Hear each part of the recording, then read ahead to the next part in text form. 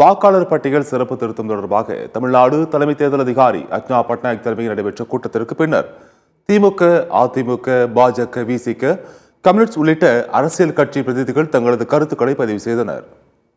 27ஆம் தேதியே தமிழ்நாட்டில் இருக்கிற அந்த ஓட்டர் லிஸ்டையே சஸ்பெண்ட் பண்ணிட்டாங்க, கேன்சல் பண்ணிட்டாங்க, ஃப்ரீஸ் பண்ணிட்டாங்க. ஆக வாக்காளர் பட்டியலில் இல்லாத எங்களை இன்றைக்கு கூப்பிட்டு ஆலோசனை கேட்குறீங்க. இதே போஸ்ட்மார்ட்டம் பண்ணுற மாதிரி இருக்குது. இந்த கேலி கூத்தாக இருக்கிறது. இந்த எஸ்ஐஆரை தள்ளி வைக்க வேண்டும். அதைத்தான் எங்கள் கோரிக்கையாக நான் கொடுத்திருக்கிறோம். வாக்காளர் பட்டியலில் வெளிப்படைத்தன்மை உண்மை நிலை இருக்க வேண்டும் என்று சொன்னால் ஸ்பெஷல் இன்டென்சிவ் ரிவிஷன், அதாவது தீவிர சுருக்குமுறை திருத்தம், இது நல்ல விஷயம். அதனால தான் நாங்கள் ஒத்துக்கிட்டோம். மாற்றங்கள் செய்ய வேண்டும் என்றால் ஏற்கனவே இருக்கிற அரசியல் சட்ட அடிப்படையில் நடைமுறையில் தேவையான மாற்றங்களை, திருத்தங்களை செய்வதற்கு அதிகாரம் உள்ளது. சிறப்பு அதிகாரம் வழியாக இதை செய்ய வேண்டிய அவசியம் இல்லை என்பது எங்களுடைய கருத்து. இந்த திட்டத்தை நாங்கள் வன்மையாக கண்டிக்கிறோம் என்பதை தெரிவித்திருக்கிறோம்.